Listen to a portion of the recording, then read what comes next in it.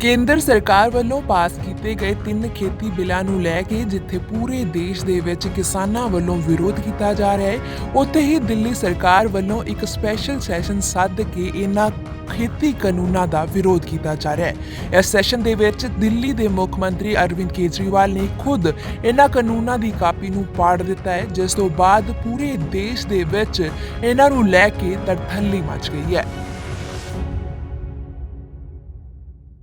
कि वो इतनी बड़ी सुप्रीम सैक्रिफाइस कर सकते हैं।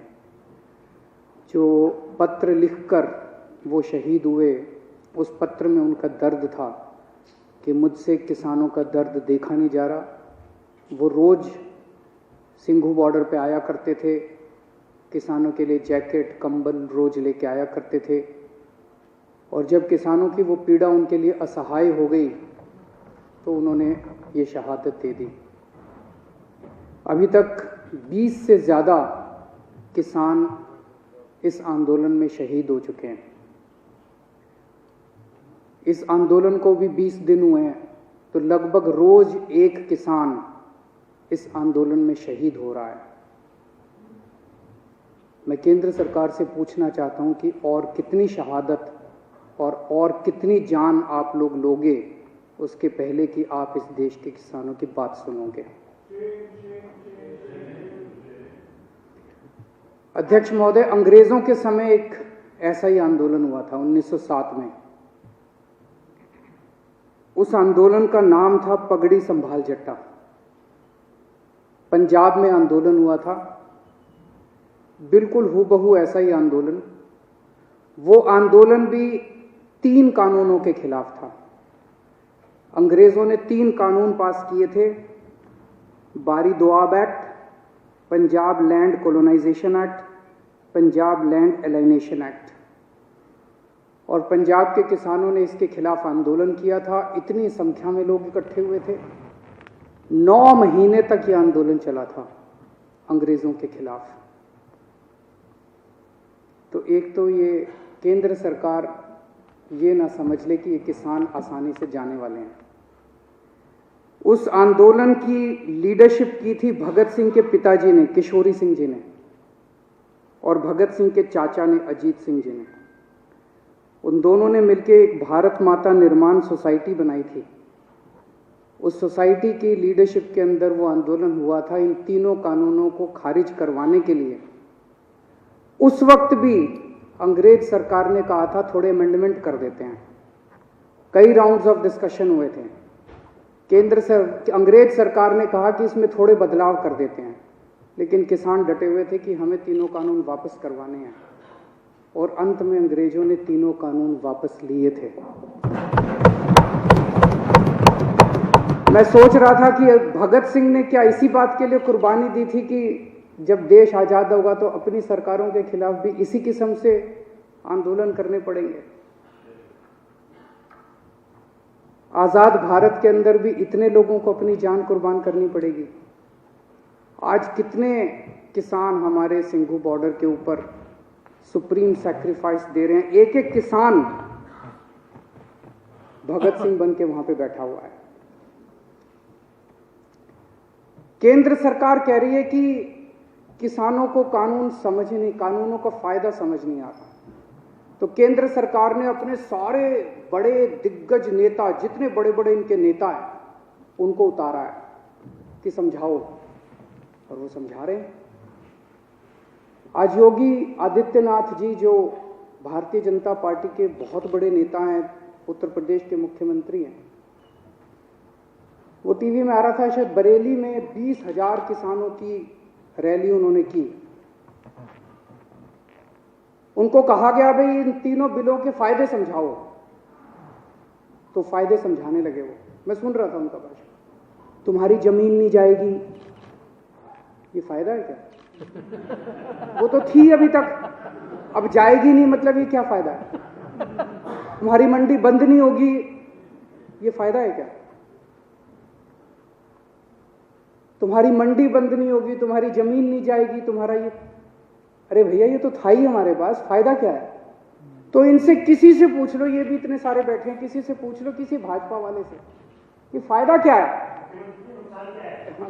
बहुत बता रहे हैं कि आ रहा हूं मैं उस पर फायदा और नुकसान दोनों, नफा नुकसान बताऊंगा, चिंता ना करो। तो इनसे किसी से पूछो भाजपा वाले से फायदा क्या है, तो सारे जनों को एक लाइन रटा रखी है, किसान अब अपनी फसल पूरे देश में कहीं भी बेच सकता है। यही कहते हैं ना ये।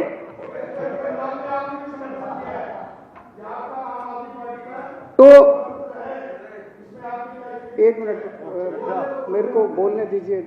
मैंने आप लोगों जब बोल रहे थे मैं चुपचाप सुन रहा था। मैं आज धान का एमएसपी 1868 है। उत्तर प्रदेश और बिहार में ये 900,000 रुपए में बिक रहा है। मेरे को बता दो कि पूरे देश में मेरा बिहार और उत्तर प्रदेश का किसान कहां ये फसल बेच के आए कि इसको एमएसपी से ज्यादा दाम मिल जाए।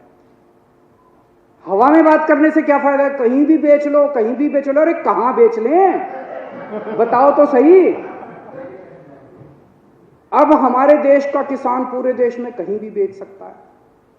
वो देश का किसान कहीं भी नहीं बेचेगा। उनको भी पता है कि कौन बेचेगा। उनसे पंजाब में खरीदेगा, उत्तर प्रदेश में उनसे 800 रुपए में बेच के वही बड़े बड़े पूंजीपति इतनी महंगाई कर देंगे कि वो पूरे देश के अंदर इसको महंगा बेचेंगे। ये किसानों के बेचने के लिए कानून नहीं बनाया गया। तो कहा जा रहा है कि किसानों को भ्रमित किया जा रहा है।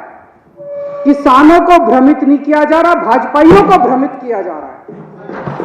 सारे भाजपाइयों को अफीम खिला दी है और अफीम खिला के कह दिया ये रट के बस यही बोलो। मैंने आज पूरा भाषण सुना योगी आदित्यनाथ जी का, उनको भी नहीं पता इसका क्या फायदा है। वो पूरे भाषण में वो भाषण था इसी बात के लिए कि किसानों को बताना है कि इसका क्या फायदा है। आज सुप्रीम कोर्ट में केस था, कल भी था। हमारे वकील ने सुप्रीम कोर्ट में खड़े होकर कहा कि किसानों की मांगे जायज हैं, किसानों की मांगे मानी जानी चाहिए। केस इसलिए था कि दिल्ली के बॉर्डर के ऊपर किसान बैठे हैं, इसलिए ट्रैफिक की दिक्कत हो रही है। हमारे वकील ने खड़े होकर कहा जी इसके लिए केंद्र सरकार जिम्मेदार है। आज अगर अभी केंद्र सरकार 1 घंटे में इनकी मांग मान ले, धरना उठ जाएगा। धरना क्यों नहीं उठ रहा? धरना इसलिए नहीं उठ रहा केंद्र सरकार नहीं करने दे रही। तो केंद्र सरकार का वकील बोलता है कि ये दिल्ली सरकार का वकील तो किसानों का वकील बन के बना हुआ है। मैं केंद्र सरकार वाले को कहना चाहता हूं, तुम भी किसानों के वकील बनो, तुम भी किसानों का काम किसके लिए करो। किसान इस देश का निर्माता है और अगर किसानों की वकालत नहीं करोगे तो किसकी वकालत करोगे? दलालों की वकालत करोगे। एक कई लोग मुद्दा उठा रहे थे कि कोरोना काल में ऑर्डिनेंस क्यों पास किया गया, ऐसी क्या जल्दबाजी थी। अभी ये कानून शायद 70 साल के भारत के इतिहास में पहली बार हुआ होगा कि राज्यसभा के अंदर बिना वोटिंग के वहां पे राज्यसभा अध्यक्ष ने पास करके पास कर दिया, जबकि पूरा हाउस चिल्ला रहा था। जैसे आप यहां बैठे हैं, कई बार हाउस चिल्लाता है, आपने तो कभी बिना वोटिंग के कोई कानून पास नहीं किया। अगर हाउस चिल्लाता है आप 10 मिनट के लिए एडजर्न कर देते हो, फिर दोबारा बैठते हैं, फिर हाउस ऑर्डर में आ जाता है, फिर वोटिंग कराते हैं। पहली बार ऐसा हो रहा है कि बिना वोटिंग के अंदर 3 कानून बस पास कर दिए अध्यक्ष ने और पास हो गए, कोई वोटिंग नहीं कराई गई इसको। ऐसी क्या आफत थी कि ये कानून पास कर दिए गए। पिछले 6-7 साल से आप लोग देख रहे हो कि भारतीय जनता पार्टी ने चुनावों को कितना महंगा कर दिया। कितना पैसा खर्च होता है चुनाव के अंदर, कितना पैसा खर्च होता है। ये कानून किसानों के लिए नहीं बनाए गए, ये कानून भारतीय जनता पार्टी के चुनावों की फंडिंग कराने के लिए बनाए गए। इसको ये देश जितनी जल्दी समझ ले, किसान तो समझ गए, बाकी देश भी जितनी जल्दी समझ ले उतना अच्छा होगा। तो अध्यक्ष महोदय, मैं इसका समर्थन करता हूं और ये 3 कानून हैं,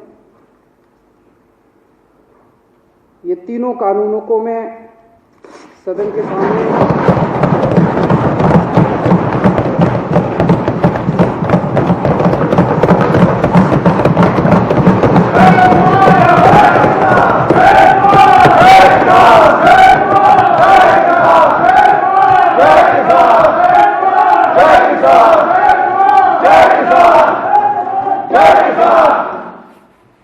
इन दोनों कानूनों को फाड़ते हुए मुझे बेहद दर्द हो रहा है।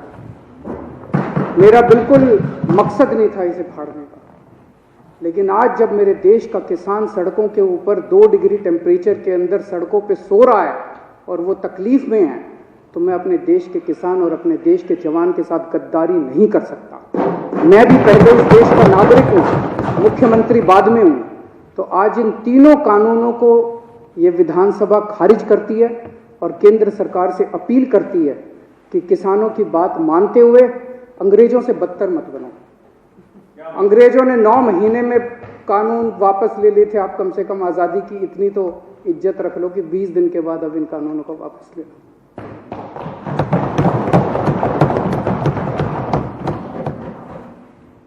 सदन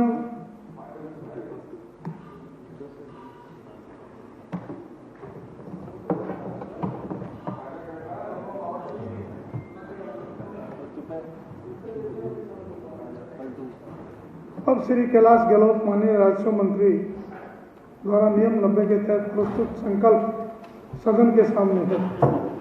जो इसके पक्ष में वे हाँ कहें, जो इसके विरोध में वे ना कहें। हाँ पर जीता संकल्प स्वीकार हुआ।